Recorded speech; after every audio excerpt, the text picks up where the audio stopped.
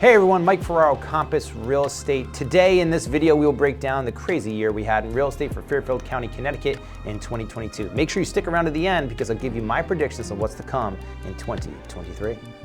Coming off insane all-time highs in 2021 where the records were shattered and everyone was just wondering how crazy and high could this Fairfield County, Connecticut real estate market go? Could they sustain this insane hot lava pace? Hot lava pace. So the first part of the 2022 year saw lower interest rates and a continuation of the hot real estate market that we just came off of the 2021 year. We've never seen anything like it. And then right around April, I would say, we started to get these rumblings of the Fed that we're gonna raise the interest rates, and then that's when it kind of got a little crazy. And then that's when we heard the rumbling that the Fed was gonna start raising the interest rates. And even the talk of raising of interest rates had people worried about what was to come in 2022. And oh boy, did the Fed and Jerome Powell do exactly what they said they were gonna do, and they raised rates, basically doubled the mortgage rates in the shortest time span ever, which led to a huge decline in sales. For some comparison, let's also go over other economic factors that happened in 2022. Let's just look right off the data. The stock market. You might have forgot that in December 31st, 2021, basically January 1, the stock market was at 36,338, the all-time high. By June of 2022, 6 months later, we were at 30,752, 6,000 points lower. We're now currently at around 33,147. So that's this stock market has completely changed throughout the year. So consumer confidence metric was 115.8 in January 1, 2022. By June 30th, 2022, it was down to 98, and it's back up now at 108. So you're starting to see this basically based off of right as the rates were starting to go up, that consumer confidence was dropping, and we're starting to go up. So interest rates and watching them are gonna be so important. The mortgage rate. In January 1, 2022, 12 months ago, it was at 3.05%. That was for a 30-year fixed. By June 30th, it's 5.7, and now it's at 6.5.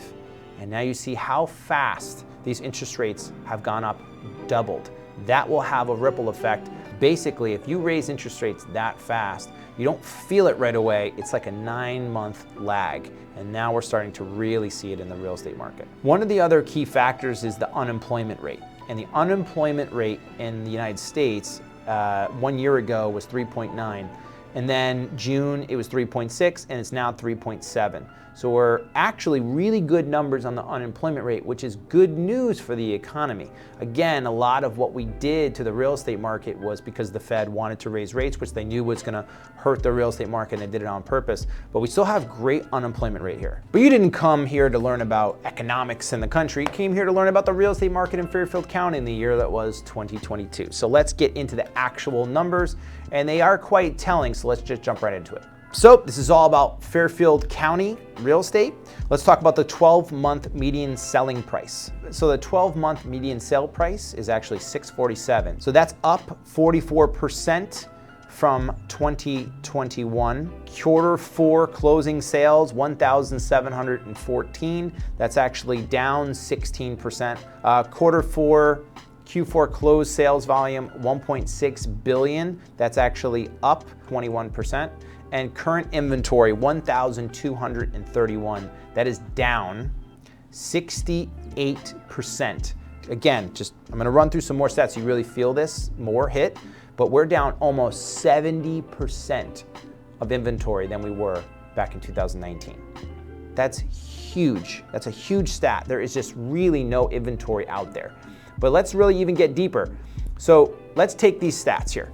Closed sales. In 2019, we had 8,656. 2021, which is that big record year, we have 11,329 homes. 2022, we ended up with 8,574. So this year looked a lot more like the 2019 year as far as the amount of sales. I think you're gonna see that probably happen, maybe a little bit lower in 2023. Closed sales volume, 2019, 5.9 billion. 2021, the big record year, we were at 11.6 billion. In 2022, this year, we're at 9 billion. So again, we're higher than we were in the 2019 numbers as far as closed sale volume, and that will drop in 2023. Obviously, the inventory is just so low, but we're nowhere near where we were in that 2021 year. Average sale price was $659 in 2019. $1,027,000 in 2021 and $1,057,000 in 2022. And that's a lagging number because as all those sales happened from 2021, it obviously boosted into 2022. But think about that. 2019, the average sale price in Fairfield County was $691. It is now $1,057,000 is your average sale price in the county. Crazy jump. That's almost double the average sale price in the county. Double in just a short amount of time. Okay, here's a big stat that goes right with the 3 I's, which is inventory, inflation, and interest rates. It's inventory. So back in 2019, we had 3,800 homes on the market. 2021, 1,400. So we literally cut more than half of the inventory in 2021 because everything sold. And now we're sitting at 1,231, an all-time low amount of homes for sale in Fairfield County. So let's talk about some of the glaring inventory shortages that we have in these towns. So these are the towns that have a lot less inventory than they ever have had before. Bridgeport, 127 properties for sale. That's actually down 20% than normal. Another big drop, Easton, only 21 homes for sale. That's down 25%. Greenwich, only 158 single family. That's down 23%. These stats, New Fairfield, 27 houses for sale. That's down 31%. How about Reading? Only 17 homes for sale. 41% drop in inventory. Shelton, 43 homes for sale. That's down 26%. How about this one? Sherman, Connecticut. There's only 9 homes for sale in Sherman, Connecticut, and that is down 61% in inventory. Trumbull, 50 homes for sale, down 28%. Weston, 27 homes for sale, that's down 23%. How about Wilton, 23 homes for sale, that's down 36%. Westport, 76 homes for sale, that's down 21%. And just in general, I mean, we're down a ton in inventory. Okay, so that's a lot of statistics, but what's gonna happen in 2023? So obviously the housing market is on a decline. I think it will still decline further. Again, I'm talking about the entire Fairfield County, not the national real estate market, the hyper-localized Fairfield County market, which is large and which has a bunch of different types of towns and lifestyles. Some of these towns are much larger than other towns. Some of these towns bring certain type of commuter-friendly aspects. Some of them are more small town. So they all bring something to the table. I think you're gonna see a huge change in the price points that are going to become popular in these different markets. I think price points that we haven't seen that were really popular are going to come back. I also think that you're basically going to see a stabilizing of the numbers, and we're going to pretty much be at where the 2019 numbers ended up in 2023.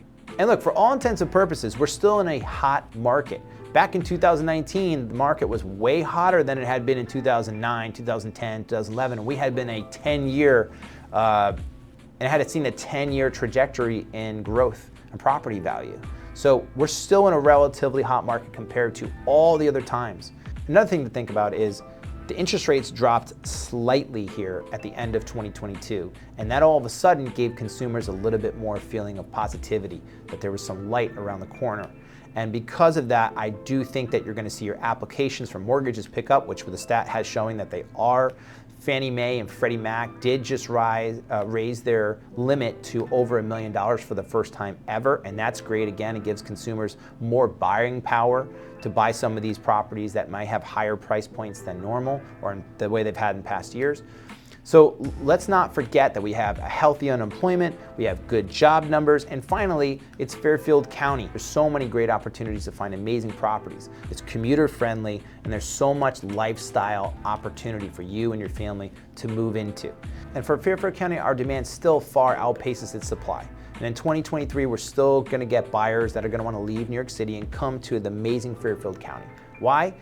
Like we always say, it's proximity to New York City, it's amazing towns, schools, lifestyle. So although we are looking like a cooler real estate market in 2023, I still remain optimistic that right around the second and third quarter of 2023, when all this inventory hits the market, you're gonna see an even more stable real estate market with healthy inventory, more affordable prices, and more of a healthy, stabilized, even real estate market. So again, thank you so much for watching this video. I love bringing this information to you. I love being a person that can be an expert in this exact field. So of course, the real estate market is ever changing, and I will always be here to bring you up-to-date information on what's going on in the Fairfield County real estate market.